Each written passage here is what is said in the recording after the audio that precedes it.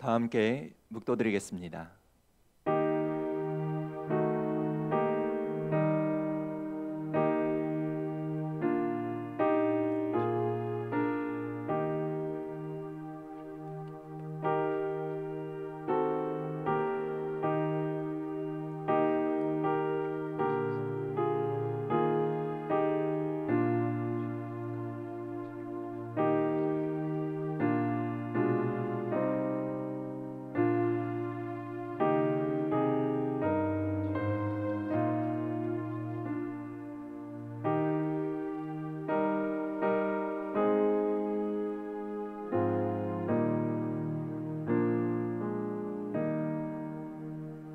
복 있는 사람은 악인들의 꾀를 따르지 아니하며 죄인들의 길에 서지 아니하며 오만한 자들의 자리에 앉지 아니하고 오직 여호와의 율법을 즐거워하여 그의 율법을 주야로 묵상하는도다.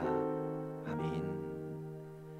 사랑의 하나님, 오늘도 우리를 죄와 사망에서 구원하여 하나님의 자녀가 되게 하여 주심에 감사를 드립니다. 오늘도 하나님의 자녀들에게 거룩한 성회를 허락하여 주셨사오니 이 시간 각처에서 드려지는 우리 예배를 통해 하나님의 풍성한 은혜를 체험하게 하여 주시고 하나님의 거룩한 백성으로서 세상에서 빛으로 소금으로 살아가는 하나님의 자녀들 되게 하여 주시옵소서. 이 시간 성령님의 귀한 음성을 듣기를 원합니다. 예배를 통해 구원의 감격과 하나님의 은혜를 체험하는 은혜의 시간이 되게 하여 주시옵소서. 한 주간도 주님께서 보여주시는 생명의 길에서 이탈하지 않게 하여 주시고 오직 믿음의 선한 싸움을 싸우게 하여 주시며 우리가 달려갈 길을 마치기까지 지치지 않도록 우리를 주님의 오른손으로 붙들어 주시옵소서. 오늘도 우리 예배를 친히 주관하여 주시는 사랑이 많으신 예수님의 이름으로 기도하옵나이다. 아멘. 다 같이 기립하셔서 찬송가 43장 찬양 드리겠습니다.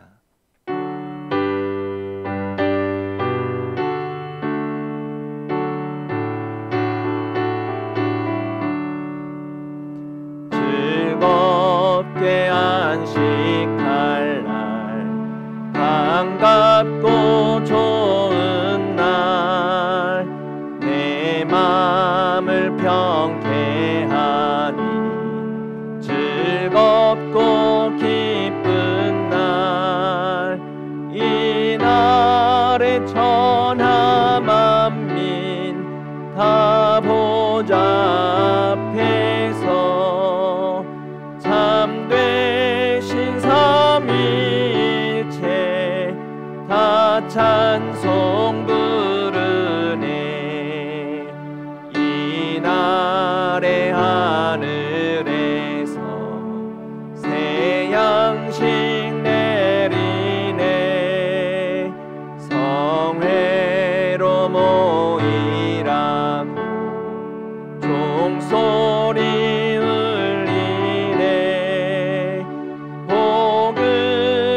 밝은 빛은 온 세상 비치며 또 영생물이 흘러 시원케 하시네.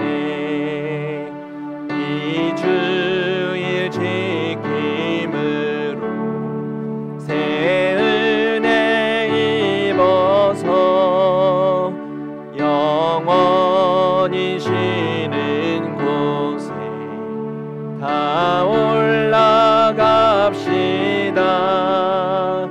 성부께 찬미하고 성자와 또 성령 참되신 삼위일체 다 찬송 부르네.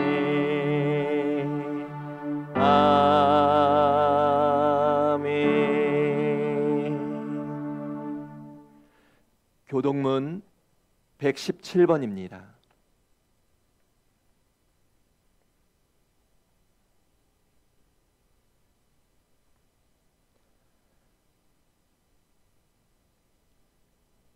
광야와 메마른 땅이 기뻐하며 사막이 백합화같이 피어 즐거워하며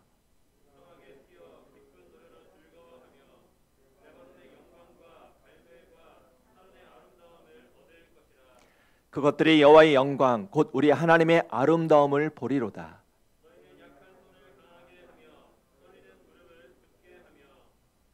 겁내는 자들에게 이르기를 굳세어라 두려워하지 말라 보라 너희 하나님이 오사.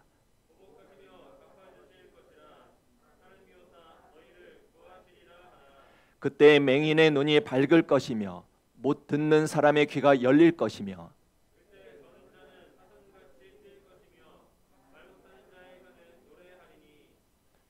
이는 광야에서 물이 솟겠고 사막에서 시내가 흐를 것임이라.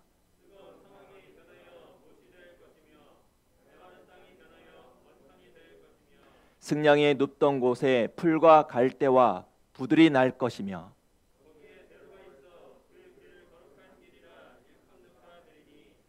깨끗하지 못한 자는 지나가지 못하겠고 오직 구속함을 입은 자들을 위하여 있게 될 것이라. 아멘. 사도신경 하시겠습니다. 전능하사 천지를 만드신 하나님 아버지를 내가 믿사오며 그 외아들 우리 주 예수 그리스도를 믿사오니 이는 성령으로 잉태하사 동정녀 마리아에게 낳으시고 본디오 빌라도에게 고난을 받으사 십자가에 못 박혀 죽으시고 장사한 지 사흘 만에 죽은 자 가운데서 다시 살아나시며 하늘에 오르사 전능하신 하나님 우편에 앉아 계시다가 저희로서 산자와 죽은 자를 심판하러 오시리라. 성령을 믿사오며 거룩한 공회와 성도가 서로 교통하는 것과 죄를 사하여 주시는 것과 몸이 다시 사는 것과 영원히 사는 것을 믿사옵나이다. 아멘. 찬송가 364장입니다.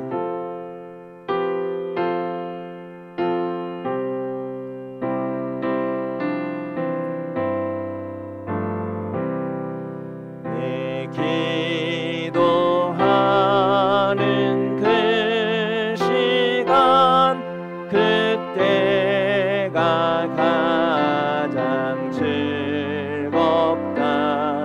이 세상 근심 걱정에 얽매인 나를 부르사 내 진정 소원 주 앞에 난 낯이 바로 아뢰어 큰 불행 당해 슬플 때 나 위로받게 하시네. 내 기도하는 그 시간 내게는 가장 귀하다. 저 광야 같은 세상을 끝없이 방황하면서 위태한 길로 나갈 때 주께서 나를 이끌어 그 보좌 앞에 나아가 그 은혜 받게 하시네. 내 기도하는 그 시간 그때가 가장 즐겁다. 이때껏 지은 큰 죄로 내 마음 심히 아파도 참 마음으로 뉘우쳐 숨김없이 아뢰면 주 나를 위해 복 주사 새 은혜 부어 주시네.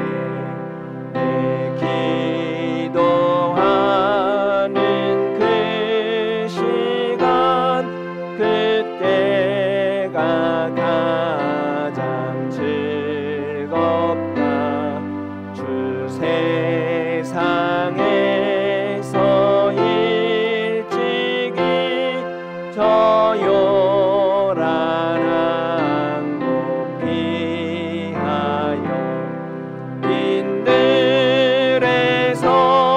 나산에서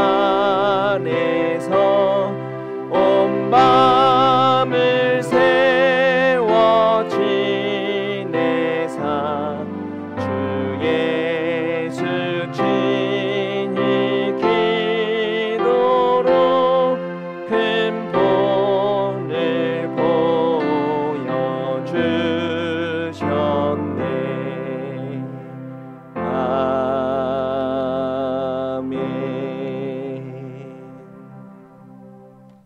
영원 세세토록 우리의 찬양과 예배를 받으시기에 합당하고 거룩하신 하나님 아버지, 코로나19로 인하여 어렵고 힘든 가운데 처해 있지만 오늘도 안식일을 허락하여서 비대면 가운데 모든 가정과 성도가 처한 곳에서 온라인으로 예배를 드립니다. 우리 모두가 주님을 친히 만나는 복된 믿음의 예배가 되길 간구합니다. 거리두기의 삶 속에서도 지난 올 한 해를 불꽃 같은 눈동자로 지켜주셨던 주님의 은혜에 감사와 영광을 올려드립니다. 거리두기로 규제가 더욱 강화되었지만 주님을 향한 깊은 신뢰와 사랑, 그리고 선교와 이웃에 대한 사랑에 우리의 의지가 식어지지 않도록 붙들어 주셔서 새해를 맞이하며 다시 결심하고 준비하는 시간들로 채워 주시옵소서. 빚값으로 몸된 제단을 세우신 주님, 유년에서 작년까지 모든 기관이 사랑과 은혜로 넘치게 하옵시고, 또한 2021년도 새 기관장으로 세워진 리더들을 축복하여 주옵시고 그리스도의 지혜와 더불어 충만케 하여 주시옵소서. 세계 속에서 영향력 높은 민족 되길 소원합니다. 올해도 이루지 못한 민족 통일을 새해에는 반드시 이루게 역사하여 주옵시고, 자유민주주의와 세계 선교에 앞장서며 나누고 베풀기에 인색함이 없는 강하고 복된 국가, 복된 민족이 될 수 있도록 축복하여 주시옵소서. 계속 더해지는 코로나19로 많은 가정과 사업장이 어려워지고 있습니다. 이 난국을 속히 회복시켜 주시길 간절히 기도 올립니다. 모든 것이 어렵고 힘들지만 사랑과 능력의 십자가를 바라보며 우리 모두 소망을 잃지 않게 하여 주시옵소서. 대강절을 지내고 있습니다. 이 시간 지난 시간들 가운데 알게 모르게 지은 모든 크고 작은 죄와 교만과 위선과 불신을 회개합니다. 긍휼히 용서하여 주시옵소서. 오실 주님을 묵상하여 설레임이 가득한 경건한 심령과 삶으로 대강절을 지내기를 소망합니다. 이제 담임 목사님 말씀을 전하실 때 성령께서 함께 하시사 영과 육을 강건케 하옵시고, 운동력이 강한 능력의 말씀을 선포하실 때 우리의 삶이 바뀌게 하옵시고, 가치관이 바뀌게 하옵시고, 병든 육신과 심령이 치유되고 회복되는 역사가 있게 하여 주시옵소서. 주옥 같은 주님의 말씀 한 절 한 절이 우리 심령 깊은 곳에 심겨져 아름다운 그리스도인의 향기로 세상의 빛으로 능력 있는 그리스도인으로 살아갈 수 있도록 역사하여 주시옵소서. 예배 중에 모든 심령 위에 친히 찾아오셔서 성탄의 기쁨과 구원의 감격과 감사가 믿음의 모든 가정과 우리의 삶 속에 강같이 흐르게 하여 주시옵소서. 비대면 예배 중에서도 거룩한 예배를 위하여 수고하는 성도들을 기억하여 주옵시고, 하늘의 신령한 복과 이 땅의 기름진 복으로 충만케 하여 주시옵소서. 예배의 시종을 주님께 의지합니다. 감사드리오며 우리를 위하여 이 땅에 오신 존귀한 이름 예수 그리스도의 이름으로 기도 올립니다. 아멘.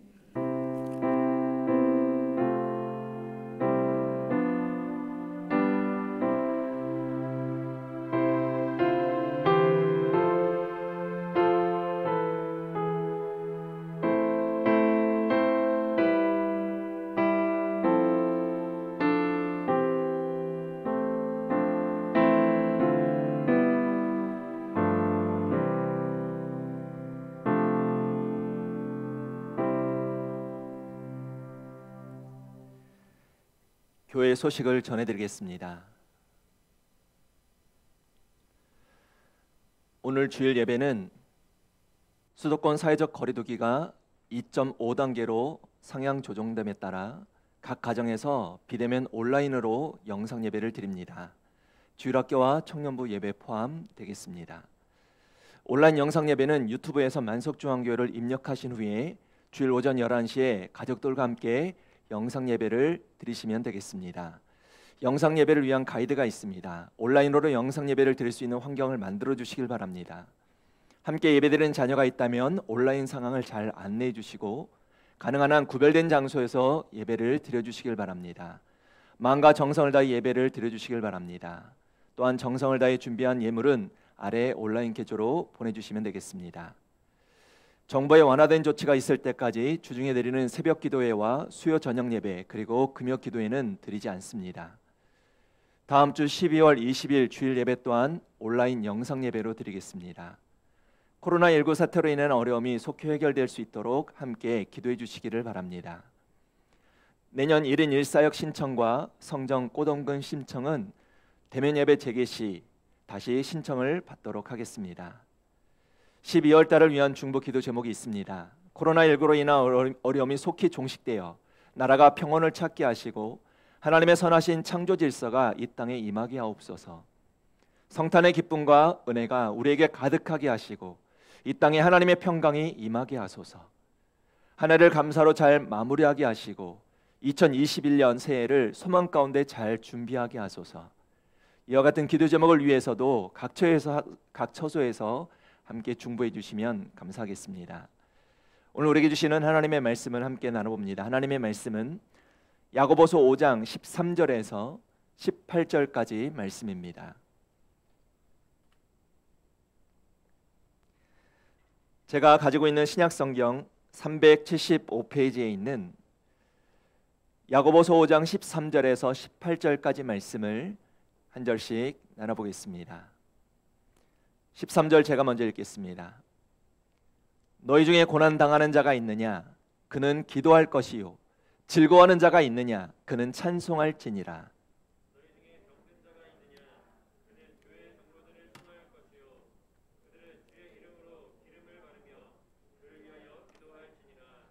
믿음의 기도는 병든 자를 구원하리니 주께서 그를 일으키시리라. 혹시 죄를 범하였을지라도 사하심을 받으리라.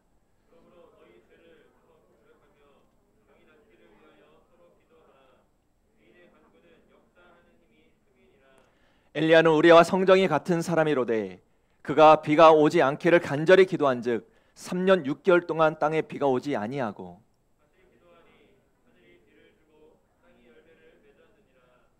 아멘. 이규현 목사님의 저서인 끝에서 시작하는 하나님이란 책에 보면 기도에 대해 이런 말씀이 나옵니다.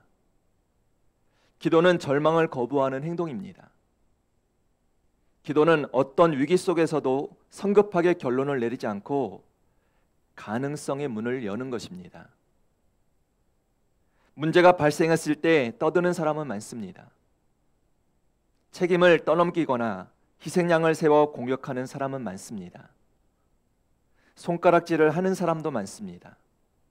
그러나 문제를 끌어안고 기도하는 사람은 별로 없습니다. 성도 여러분, 이규현 목사님의 말씀처럼 기도는 절망을 거부하는 행동이 되고 문제 앞에서도 가능성을 여는 것임에도 불구하고 오늘 그 문제를 끌어안고 기도하는 사람이 적은 이유가 뭐겠습니까? 혹시 기도해도 소용없다고 생각하기 때문일까요? 아니면 하나님의 전지전능성을 믿지 못해서일까요? 그렇다면 오늘 우리는 이 기도에 대해서 어떤 생각을 가지고 있을까요? 예를 들어 오늘 우리가 기도하면 하나님 우리의 기도를 들으시고 응답하신다는 사실을 믿고 계십니까? 아니면 기도가 단순히 자기의 수양이나 심적인 효과 정도에 지나지 않는다고 생각하십니까? 안타까운 것은 오늘날 기도의 무용론을 주장하는 사람들이 갈수록 많아지고 있지만 실제로 성도의 기도가 얼마나 큰 효과가 있는지는 수많은 실험 결과들이 이미 증명하고 있는 사실입니다. 기도에 대한 많은 실험 자료를 책으로 펴낸 레리 도시는 치유의 언어라는 책에서 치유 기도에 대한 131건의 실험 중에서 통계적으로 절반 이상이 의미 있는 결과를 보여주고 있다고 말하고 있습니다. 저자는 샌프란시스코 종합병원에서 393명의 환자를 대상으로 실험을 진행했는데 이 실험에서 무작위로 선정된 192명의 환자를 치료와 함께 기도를 받게 하였고 그 외에는 일반적인 치료만 받겠는데 놀랍게도 기도를 받은 환자가 완쾌율이 훨씬 더 높았다고 합니다. 2001년에는 우리나라 차병원과 미국 컬럼비아 대학 메디컬 센터 연구팀이 미국에서 발행되는 의학 저널인 생식의학지에 다른 사람을 위한 기도의 효과에 관한 실험을 발표한 적이 있습니다.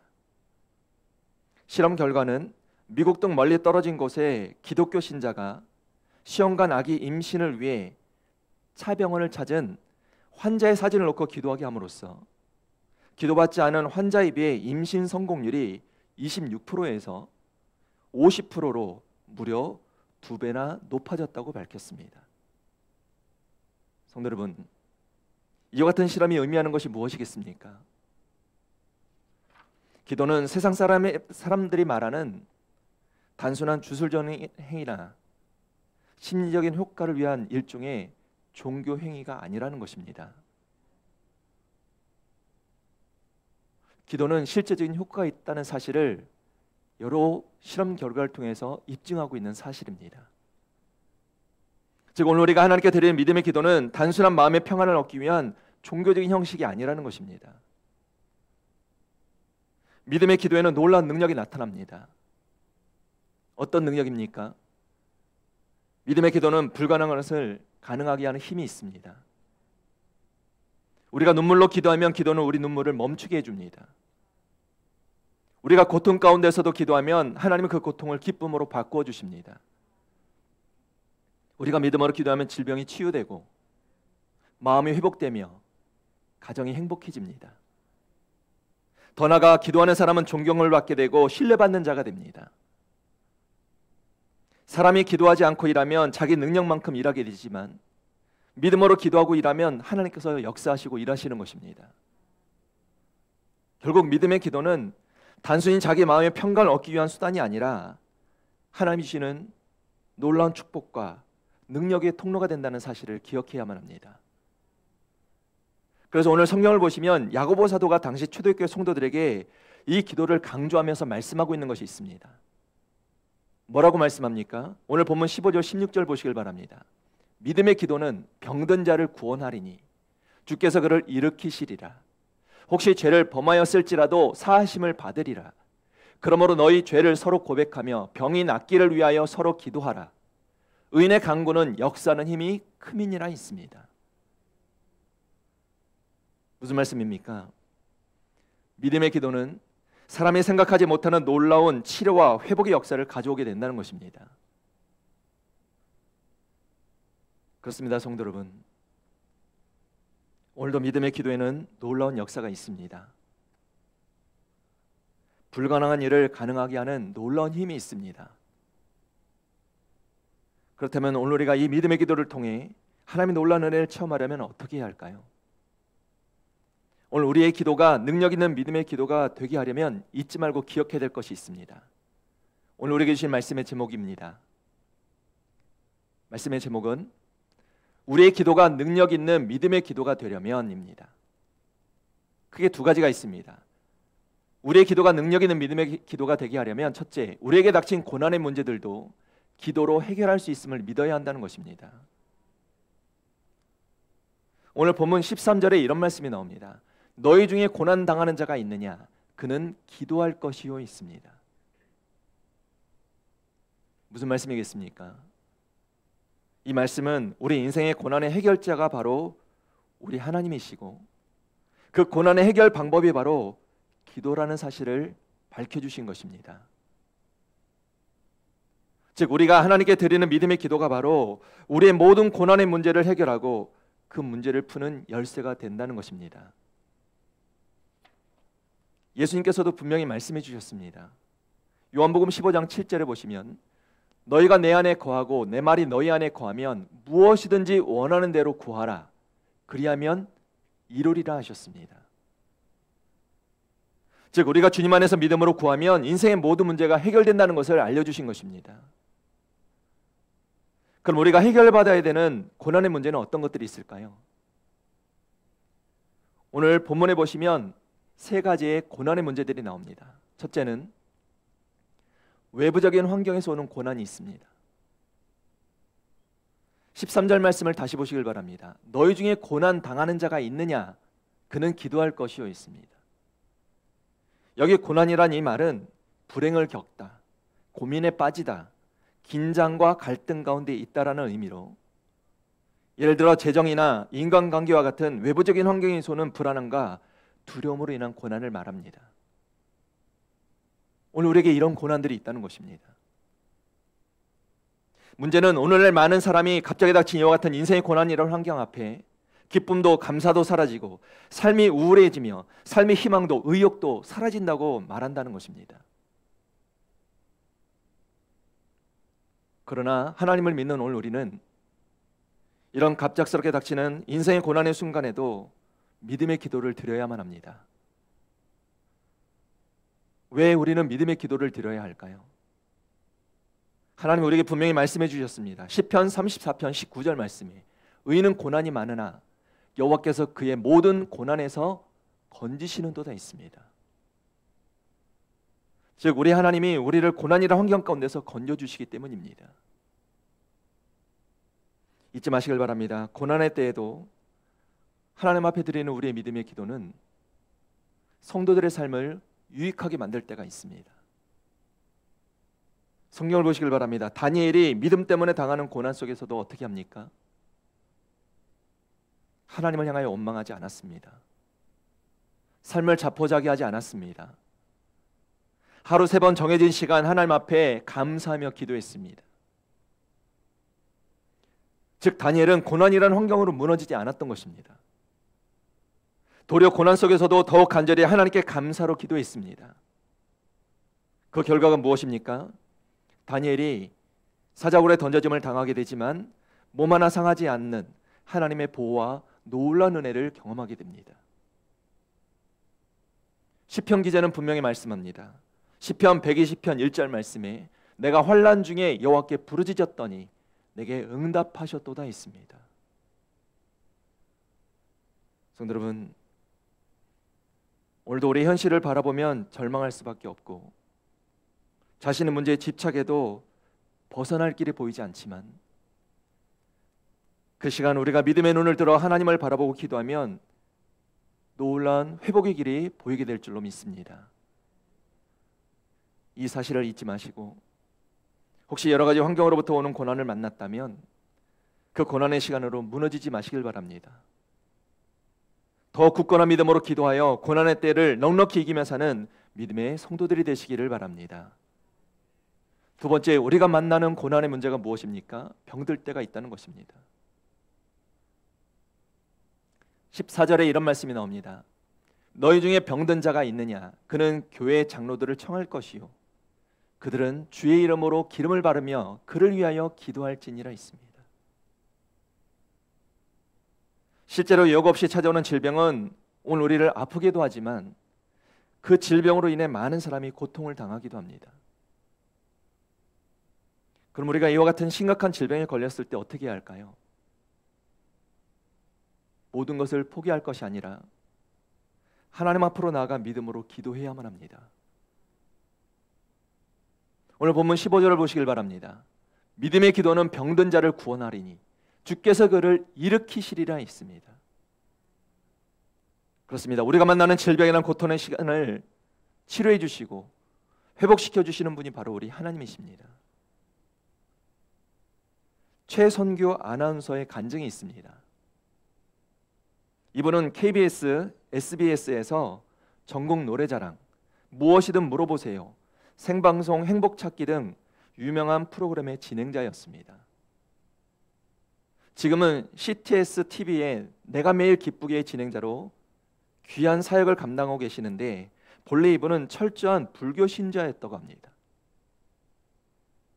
즉 온 집안이 불교를 믿는 그런 집안에서 자랐던 것입니다. 그렇게 평생 하나님과는 상관없이 살아가던 그에게 큰 고난이 닥쳤습니다. 1992년 9월 26일 당시 생방송인 행복찾기를 방송을 진행하고 있었는데 진행을 마치고 나오자 후배 아나운서가 그에게 쪽지를 하나 건네주었습니다. 쪽지에는 딸, 교통사고, 생명위독, 강낭성심병원 응급실 이렇게 적혀 있었습니다. 알고 보니 길에서 놀고 있던 3살 난 딸이 2.5톤 트럭에 치였던 것입니다. 트럭이 후진하면서 3살 난 아이를 바라보지 못하고 치고 넘어갔는데 운전기사는 뭔가가 덜컹거리니까 거기 장애물이 있는가 보다 생각하고 계속해서 차를 움직여 차가 한 번 더 넘어갔다고 합니다. 그렇게 2.5톤이나 되는 큰 트럭이 아이를 2번이나 넘어간 것입니다. 이 사고로 아이가 급히 병원 응급실로 실려갔는데 그만 의식을 잃었고 숨이 끊어지고 말았습니다. 최성규 아나운서가 그 쪽지를 받아보고 병원으로 급히 달려가는데 그날따라 교충 체중이 심각해서 약 1시간이나 걸려 병원에 도착했습니다. 그는 차 안에서 단 한 번도 불러보지 못한 하나님을 부르기 시작했다고 합니다. 주님의 도우심을 구했습니다. 하나님, 정말 당신이 살아계신다면 우리 딸 한 번만 살려주세요. 제가 죄인입니다. 제가 잘못했습니다. 저를 데려가시고 우리 딸을 살려주세요. 저희 딸 한 번만 살려주시면 당신이 시키는 것 다 하겠습니다. 그렇게 간절히 기도를 하고 병원에 갔는데 이미 병원에서는 아이에게 흰 천을 덮어두었다고 합니다. 그는 흰 천을 걷어내고 아이를 끌어안고 울며 부르짖기 시작합니다. 혜원아, 내가 제일 좋아하는 아빠가 왔는데 일어나봐. 미안해, 너를 지켜주지 못해서 미안하고 차가 너무 많이 막혀서 빨리 오지 못해서 미안하고 혜원아, 이것은 내 침대가 아닌데 왜 여기서 자고 있어? 집에 가자. 그렇게 울부짖으며 한참을 울었는데 놀랍게도 갑자기 아이의 몸이 따뜻해지기 시작했다고 합니다. 그리고 갑자기 아이가 목에서 뭔가 캑캑거리는 듯해서 옆으로 누이고 입을 열어보니까 검붉은 핏덩어리를 캑하고 토해내더니 휴 하는데 그 뒤로 아이의 호흡이 돌아오고 죽었던 아이가 깨어났다고 합니다. 병원에서는 그제서야 피검사, 엑스레이 등을 찍으며 치료하기 시작했고 나중에는 의사가 찾아와 미안하다고 말하면서 하지만 그때는 죽었었다고 말했다고 합니다. 최성규 아나운서는 그 놀라운 기적을 체험하고 아이가 병원에서 완전히 회복하는 2년 동안 온 가족이 다 예수를 믿게 되었다고 고백합니다.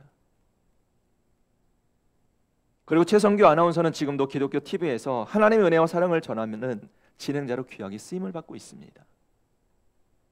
사랑하는 성도 여러분, 오늘도 믿음의 기도는 놀라운 응답이 있습니다. 혹시 질병이라는 고난의 문제를 만나고 계십니까? 갑자기 찾아온 질병이라는 고난 앞에 낙심하지 마시고 하나님의 은혜를 바라보시고 믿음으로 기도하여 우리 주님께서 다시 일으켜주시는 놀라운 치료 회복의 은혜를 체험하시고 그것을 간증하며 찬송하며 사는 믿음의 성도들이 되시기를 바랍니다. 우리가 만나는 인생의 고난의 문제가 무엇이 있습니까? 세 번째, 죄로 인해 겪게 되는 고난도 있습니다.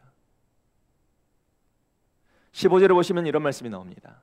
혹시 죄를 범하였을지라도 사하심을 받으리라 했습니다. 무슨 말씀입니까? 내가 지은 죄의 대가로 받는 고난이 있지만 자신의 죄를 깨닫고 진심으로 회개하면 사하심을 받게 된다는 것입니다. 성경을 보시면 성군 다윗이 간음죄를 지었고 그 죄의 결과로 사랑하는 아들이 죽었습니다. 요나가 하나님의 말씀을 어기고 엉뚱한 곳으로 가다가 풍랑을 만나 죽게 되었습니다. 즉 죄로 인해 당하는 고난이 있다는 것입니다. 중요한 사실은 오늘 우리도 죄로 인해 겪게 되는 형벌이 있음을 분명히 기억해야만 합니다. 그 형벌이 어떤 것이겠습니까? 그것이 때로는 육신의 질병으로 올 때가 있습니다. 때로는 사업의 실패가 올 때가 있고 불의의 사고를 당하기도 하고 때로는 심각한 영적인 질병을 앓게 될 때도 있습니다. 문제는 죄로 인한 고난이 고난만으로 끝나지 않는다는 것입니다. 죄로 인한 고난은 반드시 영적인 질병을 가져오게 되어 있습니다. 어떤 것입니까? 천국에 대한 기대감이 사라집니다. 영적으로 무감각해집니다. 교회도 나가기 싫고 신앙생활이 고리타분하고 하나님의 존재에 대하여 회의가 들기 시작합니다. 몸이 병들면 음식을 먹기가 싫듯이 하나님의 말씀을 듣기도 보기도 싫고 교회 식구들을 만나 교제하기도 싫어집니다. 이렇게 영적으로도 깊이 병들었을 때 어떻게 해야 할까요? 더욱 하나님 앞으로 나아가 믿음으로 기도해야만 합니다. 성경을 보시길 바랍니다. 16절에 이런 말씀이 나옵니다. 그러므로 너희 죄를 서로 고백하며 병이 낫기를 위하여 서로 기도하라 있습니다. 무슨 말씀입니까? 기도만이 우리가 지은 죄에서 사함받는 비결이 되고 우리가 다시 회복할 수 있는 능력이 된다는 것입니다. 성도 여러분, 혹시 오늘 여러분 앞에 예상치 못한 고난이 찾아왔습니까? 갑자기 찾아온 질병의 문제나 외부적인 고난의 문제, 그리고 죄로 인한 고난의 문제도 믿음의 기도로 넉넉히 극복할 수 있음을 잊지 마시길 바랍니다. 우리 하나님은 우리를 고난에 방치하시는 분이 아니십니다. 우리를 고난에서 건져주시길 원하시는 분이십니다. 성경을 보시길 바랍니다. 시편 91편 14절 15절에 말씀하셨습니다. 하나님이 이르시되 그가 나를 사랑한즉 내가 그를 건지리라. 그가 내 이름을 안즉 내가 그를 높이리라. 그가 내게 간구하리니 내가 그에게 응답하리라. 그들이 환난 당할 때에 내가 그와 함께하여 그를 건지고 영화롭게 하리라 하셨습니다. 하나님은 우리를 건지시는 분이십니다.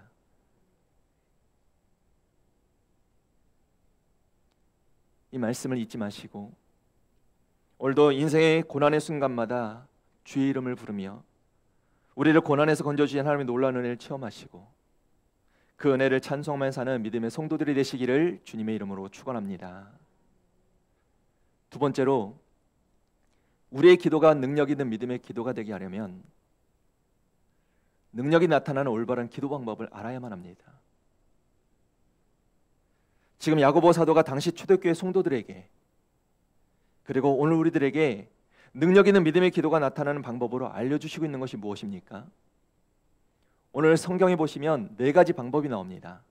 첫 번째, 교회의 영적인 리더들과 함께 기도하라는 것입니다. 오늘 본문 14절을 다시 보시길 바랍니다. 너희 중에 병든 자가 있느냐? 그는 교회의 장로들을 청할 것이요 그들은 주의 이름으로 기름을 바르며 그를 위하여 기도할지니라 했습니다.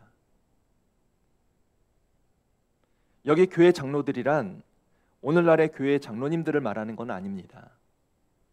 당시 초대교회에는 아직 감독이나 목사, 장로와 같은 직분이 없었습니다. 그래서 본문이 말하는 교회 장로들이란 포괄적인 의미로 교회 영적인 리더들이라고 보시면 됩니다. 즉 오늘날로 말하면 목사나 전도서와 같은 교육자들이고 때로는 장로나 권사, 구역장과 같은 평신도 리더들을 말하는 것입니다. 중요한 사실은 하나님께서 지금 질병으로 고통을 당하고 있는 성도를 향해 어떻게 하라고 하십니까? 교회 영적인 리더들의 도움을 받으라고 하셨습니다. 그럼 왜 교회 영적인 리더들과 함께 기도하라고 하셨을까요? 병든 사람들이 겪게 되는 고통과 고난의 시간은 혼자서 감당하기가 정말로 힘이 들기 때문입니다. 우리가 잊지 말아야 될 것은 질병으로 인한 고통은 혼자만의 아픔이 아니라는 것입니다. 그 아픔은 가족의 아픔이고 더 나아가 교회 공동체의 아픔일 때가 있습니다. 그래서 질병으로 고난을 당할 때 어떻게 해야 될까요? 기도의 능력을 알고 있는 교회 영적인 리더들과 함께 기도해야 하는 것입니다. 주님께서 말씀해 주셨습니다. 마가복음 16장 17절 18절 말씀에 믿는 자들에게는 이런 표적이 따르리니 곧 그들이 내 이름으로 귀신을 쫓아내며 새 방언을 말하며 뱀을 집어올리며 무슨 독을 마실지라도 해를 받지 아니하며 병든 사람에게 손을 얹은즉 나으리라 하시더라 했습니다. 무슨 말씀입니까? 주님께서 믿는 자들에게 영적인 권세를 주신다는 것입니다. 성경을 보시면 히스기야 왕이 당시 최고의 권력을 가진 왕이 되었지만 자신이 질병에 걸리자 어떻게 합니까? 가장 먼저 이사야 선지자에게 그 사실을 알렸습니다. 이때 이사야 선지자는 히스기야 왕을 위해 함께 기도하고 놀라운 징표를 보여주었습니다. 열왕기하 20장 11절에 이런 말씀이 나옵니다. 선지자 이사야가 여호와께 간구하며 아하스의 해시계 위에 나아갔던 해 그림자를 10도 뒤로 물러가게 하셨더라 했습니다. 이사야 선지자가 함께 기도하자 어떤 일이 생깁니까? 앞으로 나아가야 될 해 시계의 그림자가 10도나 뒤로 물러났던 것입니다. 해 그림자가 뒤로 물러났다는 것은 일정한 방향으로 운행해야 될 해가 반대 방향으로 뒷걸음질했다는 것을 말합니다. 이것은 천지창조 이래 그 유례가 없는 놀라운 사건입니다. 그렇다면 왜 하나님께서 해를 뒷걸음질치게 만드셨을까요? 하나님께서 히스기야와 이사야 선지자의 기도를 들으시고 그들의 기도에 응답의 징표로 이 놀라운 일을 보여주셨던 것입니다. 결국 히스기야는 하나님이 보여주시는 증거대로 고난의 문제를 다 해결받았습니다. 성도 여러분, 오늘도 하나님의 놀라운 능력을 체험하는 비결이 무엇이겠습니까? 함께 기도할 때 하나님 놀라운 능력을, 은혜를 경험하게 될 줄로 믿습니다. 혹시 인생의 문제 앞에 낙심하고 계십니까? 우리 인생 앞에 닥친 고난으로 낙심하지 마시고 교회 영적인 리더들에게 기도를 부탁하시고 함께 믿음으로 기도하셔서 우리 인생의 고난의 문제를 믿음으로 풀어가시고 믿음의 고백대로 다 해결받는 믿음의 가정들이 다 되시기를 주님의 이름으로 축원합니다. 두 번째, 올바른 기도의 방법이 뭐가 있습니까? 오직 주의 이름으로 기도해야 한다는 것입니다. 14절에 이런 말씀이 나옵니다. 그들은 주의 이름으로 기름을 바르며 그를 위하여 기도할지니라 있습니다. 지금 야고보 사도는 병든 사람에게 어떻게 하라고 합니까? 주의 이름으로 기름을 바르고 그를 위해 기도하라고 했습니다. 여기 기름을 바르는 것에 대해서는 여러 가지 해석이 있는데 그 중에 하나는 병에 대한 실용적인 이유 때문이라는 해석입니다. 즉 실제로 기름은 당시 사회에서 대표적인 약품이었으며 그것은 선한 사마리아인의 비유에서도 잘 나타나고 있기 때문입니다. 성경 누가복음 10장 34절에 이런 말씀이 나옵니다. 가까이 가서 기름과 포도주를 그 상처에 붓고 싸매고 자기 짐승에 태워 주막으로 데리고 가서 돌보아 주니라 했습니다. 우리가 이 말씀을 통해서 알 수 있는 사실이 무엇입니까? 당시 기름이 치료제로 쓰였다는 사실입니다. 그래서 이 말씀을 정리해 보면 병든 자가 생기면 모든 의학적인 수단을 다 동원하고 동시에 하나님의 도움을 위하여 함께 기도하라는 해석으로 볼 수가 있습니다. 그런데 중요한 사실은 기름에 대한 해석이 아닙니다. 이 기름을 바른 자들이 어떤 사람들인가 하는 것입니다. 오늘 성경에 보시면 지금 이 사람들이 주의 이름으로 기름을 발랐다고 했습니다. 우리가 이 말씀을 통해서 알 수 있는 것이 무엇입니까? 병든 자를 위해 기름을 바른 자들이 오직 주의 이름으로 합심하여 기도했고 병 낫기를 위해 함께 애썼다는 것입니다. 그렇게 병든 자를 위해 주의 이름으로 기도하면 어떻게 된다는 것입니까? 15절에 이런 말씀이 나옵니다. 믿음의 기도는 병든 자를 구원하리니 주께서 그를 일으키시리라 했습니다. 주님께서 일으키시는 것입니다. 성도 여러분, 오늘도 우리의 질병과 고통을 치유하시는 분이 누구십니까? 바로 우리 하나님이십니다. 출애굽기 15장 26절에 분명히 말씀하셨습니다. 나는 너희를 치료하는 여호와임이라 하셨습니다. 그래서 주님의 이름으로 간구하는 기도로 병든 자가 일어나게 되는 것입니다. 슬픔을 당한 자가 기쁨을 누리게 되는 것이고 절망 속에서 살던 사람이 소망을 누리며 살게 되는 것입니다. 우리 주님께서도 분명히 말씀해 주셨습니다. 요한복음 16장 24절 말씀에 지금까지는 너희가 내 이름으로 아무것도 구하지 아니하였으나 구하라 그리하면 받으리니 너희 기쁨이 충만하리라 했습니다. 이것이 바로 주님의 이름으로 기도하는 자들이 누리게 되는 특권입니다.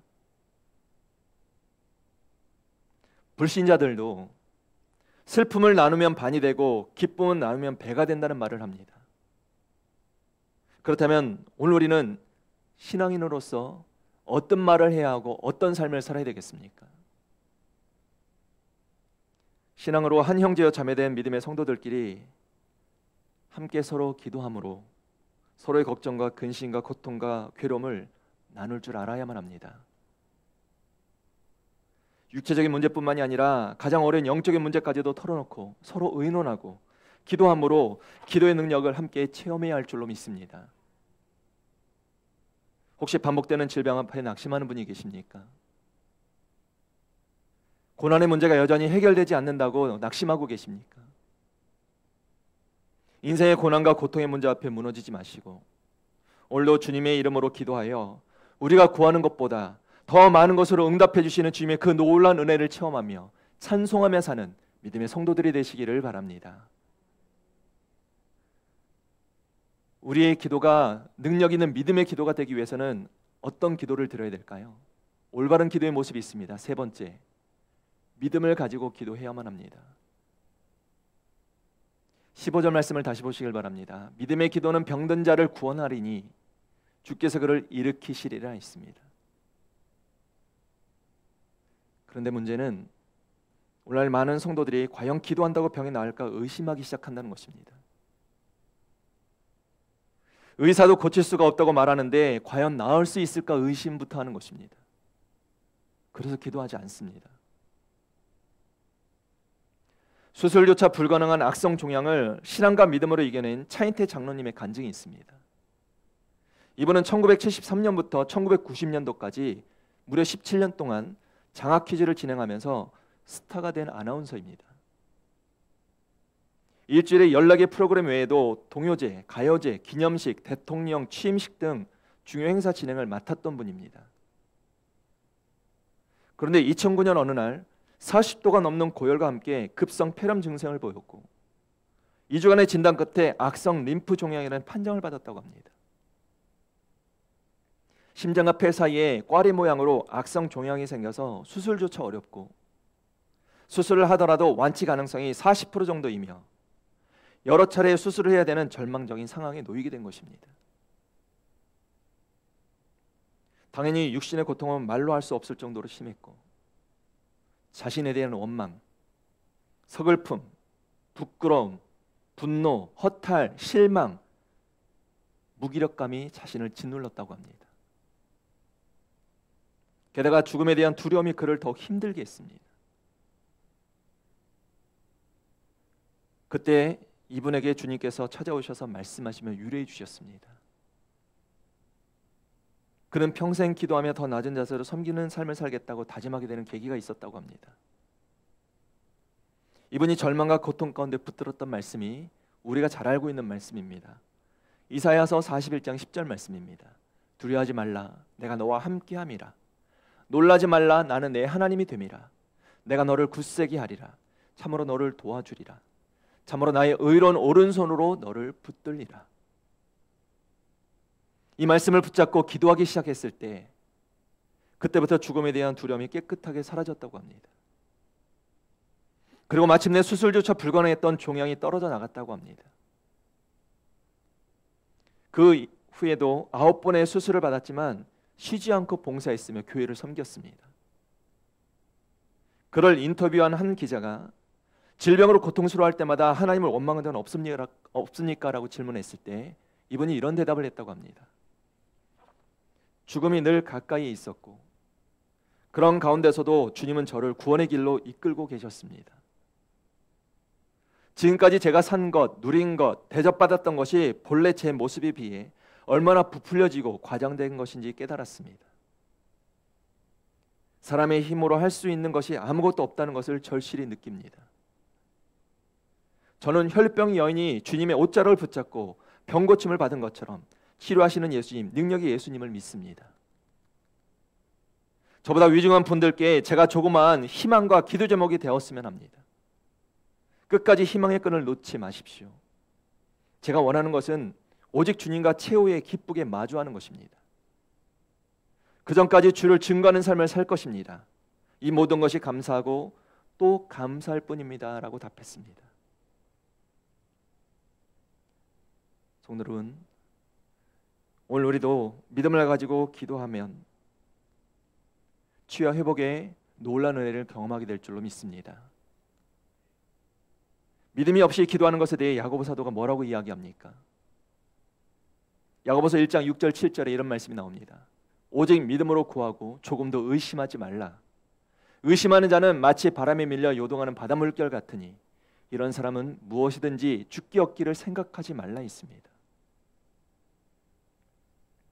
이 말씀을 잊지 마시고 오늘도 능력 있는 기도의 응답을 위해 믿음을 가지고 기도하는 믿음의 성도들이 되시기를 주님의 이름으로 축원합니다. 네 번째, 능력이 나타나 올바른 기도가 어떤 기도입니까? 간절히 기도해야만 합니다. 지금 야고보 사도는 우리가 간절히 기도해야 되는 이유를 엘리야 선지자의 기도의 모습을 통해서 말씀하고 있습니다. 본문 17절 18절 말씀입니다. 엘리야는 우리와 성정이 같은 사람이로되 그가 비가 오지 않기를 간절히 기도한즉 3년 6개월 동안 땅에 비가 오지 아니하고 다시 기도하니 하늘이 비를 주고 땅이 열매를 맺었느니라 했습니다. 무슨 말씀입니까? 엘리야 선지자가 이스라엘 땅에 3년 동안 비가 오지 않기를 간절히 기도했고 다시 비가 오기를 간절히 기도했다고 했습니다. 성경을 자세히 보시면 엘리야가 당시 어떻게 기도했는지를 기록하고 있습니다. 열왕기상 18장 42절 말씀입니다. 엘리야가 갈멜산 꼭대기로 올라가서 땅에 꿇어 엎드려 그의 얼굴을 무릎 사이에 넣고 있습니다. 그렇게 몇 번이나 기도합니까? 손바닥만한 작은 구름이 보일 때까지 7번을 그렇게 했습니다. 아마 손바닥만한 구름이 보이지 않았다면 그 구름이 보일 때까지 기도했을 것입니다. 성도 여러분, 능력 있는 믿음의 기도는 이처럼 간절해야만 합니다. 땅에 엎드려 기도하든지 일어서서 기도하든지 손을 들고 기도하든지 중요한 것은 간절함이 있어야 한다는 것입니다. 오늘 우리가 이런 믿음의 모습으로 기도하면 어떤 결과가 나타나겠습니까? 병든 자는 치료를 받습니다. 우리 주님께서 일으키시는 것입니다. 절망의 문제가 소망으로 바뀌게 되고 죄의 문제가 사해지며 불가능할 것 같은 일들이 가능해지는 놀라운 역사가 나타나게 될 줄로 믿습니다. 오늘 우리 삶에 이와 같은 놀라운 일들이 나타나도록 우리가 어떻게 해야 되겠습니까? 고난 중에도 함께 기도해야만 합니다. 교회 영적인 리더들과 함께 기도하고 주의 이름으로 믿음으로 그리고 간절히 기도해야만 합니다. 그렇게 간절히 기도할 때 우리 앞에 놓인 고난의 문제들이 다 해결될 줄로 믿습니다. 성도 여러분, 오늘 주신 이 말씀을 잊지 마시고 우리 앞에 놓인 인생의 고난 가운데 무너지지 마시길 바랍니다. 질병으로 죄로 무너지지 마시길 바랍니다. 능력 있는 믿음의 기도를 통해 오늘도 하나님 예비하신 놀라운 응답의 역사를 체험하시고 그것을 간증하시고 찬송하며 사는 하나님의 거룩한 믿음의 백성들 되시기를 주님의 이름으로 축원합니다. 말씀을 맺겠습니다. 성도 여러분, 오늘도 믿음의 기도에는 능력이 있습니다. 우리 주님이 말씀하셨습니다. 마태복음 6장 6절 말씀에 너는 기도할 때에 내 골방에 들어가 문을 닫고 은밀한 중에 계신 내 아버지께 기도하라. 은밀한 중에 보시는 내 아버지께서 갚으시리라 했습니다. 우리의 기도에 응답하시고 우리가 부르짖는 기도마다 갚아주시는 분이 바로 우리 하나님이십니다. 오늘 우리에게 주신 이 말씀을 잊지 마시고 우리의 믿음의 간절한 기도를 통해 인생의 고난의 문제들을 다 극복하시길 바랍니다. 그렇게 오늘도 하나님의 능력을 힘입어서 오늘도 우리를 괴롭히는 고난이나 질병 그리고 죄로부터 참 자유를 누리시고 그 은혜와 기쁨을 간증하며 찬송하며 사는 하나님의 거룩한 믿음의 백성들 되시기를 다시 한번 주님의 이름으로 축원합니다. 기도하겠습니다. 사랑의 아버지 하나님, 우리가 이 땅을 살면서 당하는 인생의 수많은 고난들이 있음을 고백합니다. 그것이 외부적인 환경으로는 고난이고 질병이고 죄로 인한 겪게 되는 고난일 때가 있음을 고백합니다. 이 고난의 문제 앞에 모든 것을 포기하거나 낙심하는 어리석은 자가 되지 않게 하여 주시고 능력 있는 믿음의 기도로 고난의 문제들을 다 해결하며 하나님께 기쁨으로 찬송으로 영광 돌리며 살아가는 우리 모두가 되게 허락하여 주시옵소서. 주의 이름으로 부르짖는 기도가 있게 하시고 합심하여 기도하게 하시고 간절히 기도하게 하시고 믿음으로 기도하게 하여 주셔서 오늘도 하나님께서 예비하신 놀라운 약속과 축복들을 받아 누리는 하나님의 거룩한 믿음의 백성들, 가정들 되게 하여 주시옵소서. 그렇게 이번 한 주간도 믿음과 기도로 승리하는 복된 믿음의 가정들 되게 하여 주심을 믿사오며 사랑이 많으신 예수님의 이름으로 기도하옵나이다. 아멘. 찬송가 216장 1절 4절 찬양 드리시겠습니다.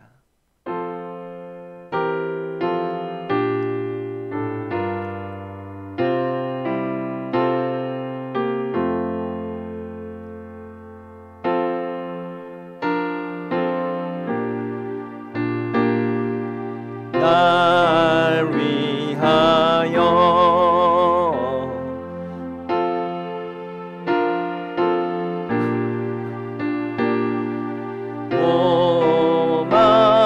고마워라. 내 머리 숙여서 주님께 비는 말 나무어 주님께 바치리까. 만 가지 은혜를 받았으니 내 평생 슬프나 즐거우나.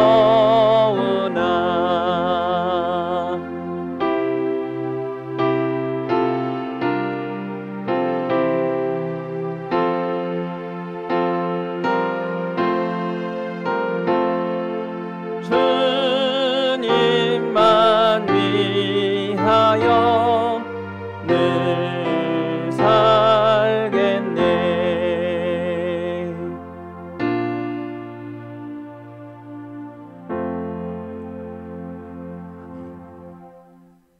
사랑의 하나님, 오늘도 하나님의 거룩한 믿음의 백성들에게 하나님께서 예배하신 놀라운 은혜의 시간들을 살게 하시니 감사를 드립니다. 하나님의 약속하신 놀라운 축복들을 빼앗기지 않도록 이번 한 주간도 믿음으로 승리하는 삶을 살아가는 가정들 되게 하여 주시옵소서. 특별히 하나님께 주신 귀한 물질들을 구별되이 하나님의 귀한 예물로 드립니다. 섬김의 예물들을 기억하여 주시고 축복하여 주셔서 이 땅을 사는 믿음의 성도들이 물질로 어려운 일 당하는 일이 없도록 하나님의 놀라운 약속과 축복을 보장받는 귀한 예물들 되게 하여 주시옵소서. 특별히 심겨진 종류대로 풍성한 열매를 거두게 하여 주셔서 더욱더 하나님이 기뻐하시는 일에 감사할 수 있는 믿음의 성도들 손길들 되게 하여 주시옵소서. 하나님께 감사를 드리오며 사랑이 많으신 예수님의 이름으로 기도하옵나이다. 아멘. 다 같이 기립하셔서 오늘 우리에게 주신 말씀 기억하시면서 나의 기도하는 것보다 더 많은 것들로 응답하실 우리 전능하신 하나님을 기쁨으로 찬양하시고 축도로 예배 마치겠습니다.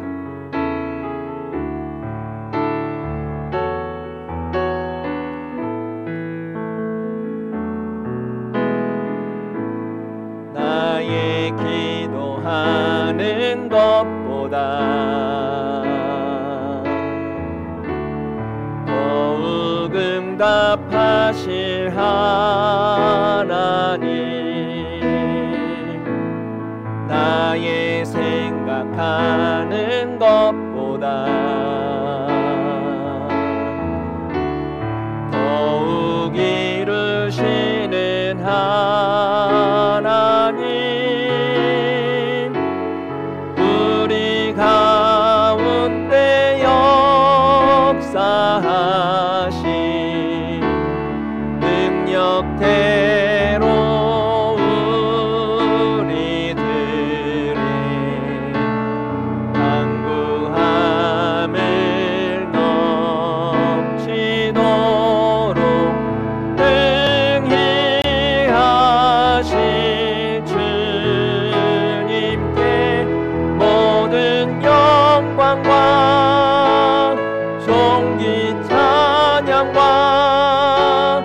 경배를 돌릴지어다.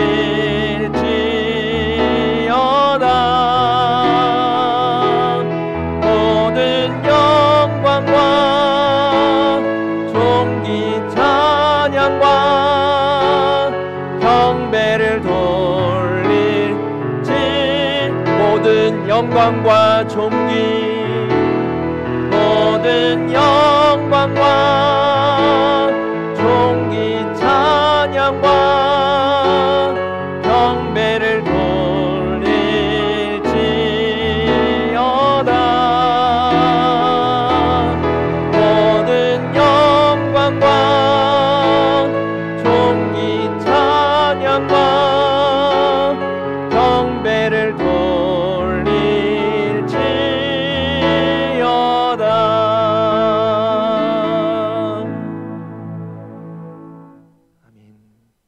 지금은 십자가에서 우리를 구원해 주신 예수 그리스도의 놀라우신 은혜와 독생자 아들을 아낌없이 내어주신 우리 하나님 아버지의 무한하신 사랑과 성령님의 감화 감동 역사 내주하심이 인생의 고난의 문제들 앞에 낙심하지 않게 하여 주시고, 이제는 하나님이 보내주신 믿음의 동역자들과 함께 기도하고 흔들리지 않는 담대한 믿음과 간절한 기도로 고난의 문제들을 다 극복하여 의인의 강구는 역사함이 크다는 사실을 입증하여 이제는 그 은혜를 찬송하며 살기로 소망하는 사랑하는 믿음의 성도들 머리머리 위에와 그리고 믿음의 가정들 위에 이제로부터 영원토록 함께 하시기를 간절히 축원하옵나이다.